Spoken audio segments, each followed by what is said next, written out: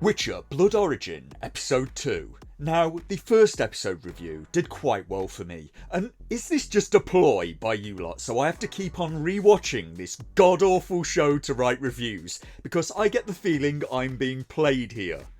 I also just passed 100 subscribers, so thanks to everyone that subscribed, it's much appreciated, and I'm glad people are enjoying my content. So, how did we close out? Well, the King of Sintra had tried to make peace with two enemy kingdoms that had been at war with them for 1,000 years. The writers never defined the borders, or how big the kingdoms are, or where they are, why they're at war, why they've been at war for 1,000 years. This is Blood Origin. It's nonsense. But at the peace treaty signing, the king was betrayed by his sister, Princess Merwin, and his own advisors, the leader of the Sintran army, Eredin, and the court mage, Baelor.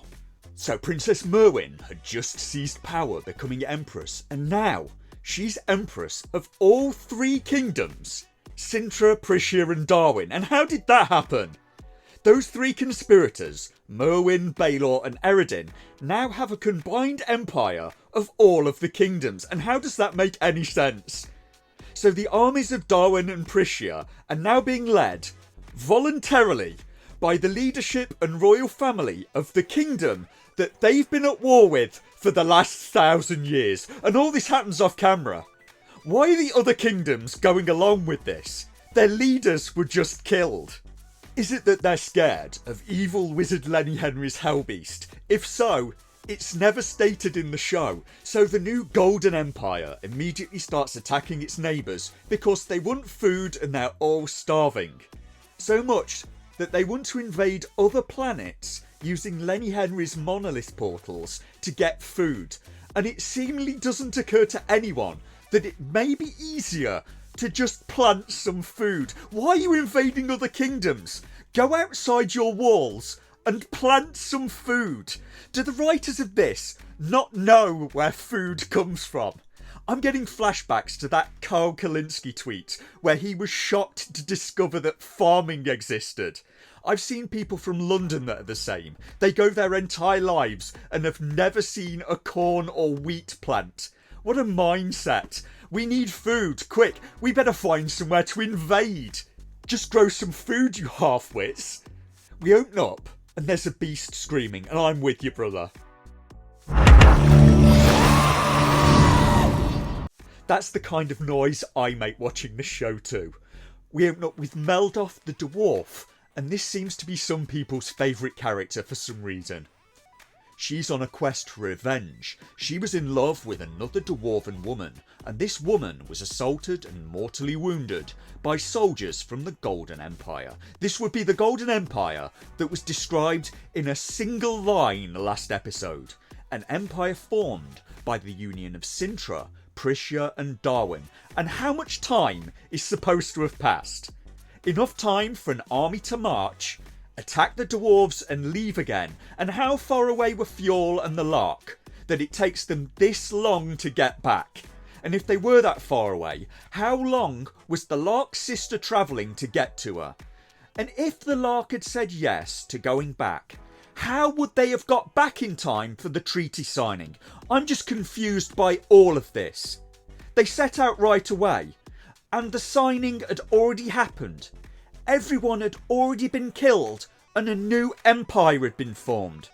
And all of this happened while Fjord and the Lark were still at sea.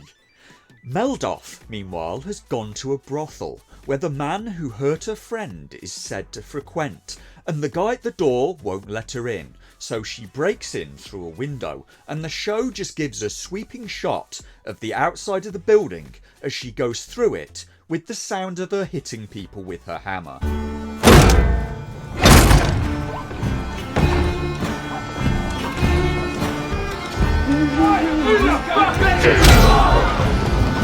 How are we this fine eve? Name's Meldoff.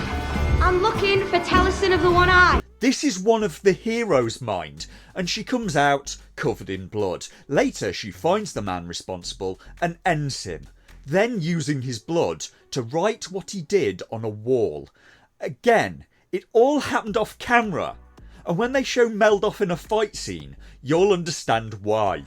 Because it shockingly turns out that having achondroplasia doesn't exactly lead to natural athleticism. Then we cut to Eredin and Baylor in a bath, and Eredin is just so unintimidating. This is how he looks in the game.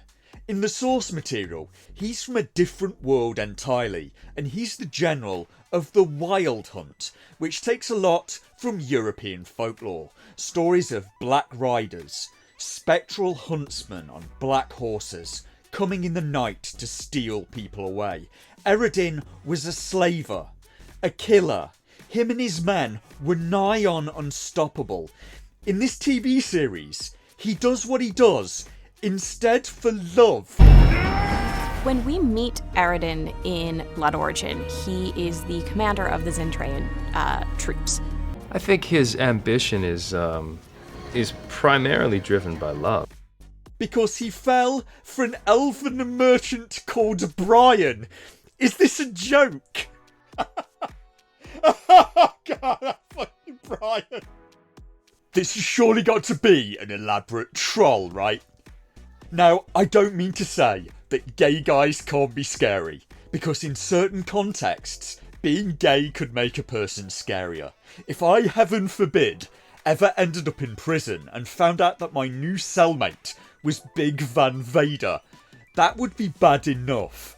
And frankly, finding out he was gay would not make it better. It would make it worse. It would make it a lot worse. I mostly have a strong desire to not have some Big Van Vader looking guy trying to make me into his prison wife. Could you make me a cup of tea, please, Stephanie?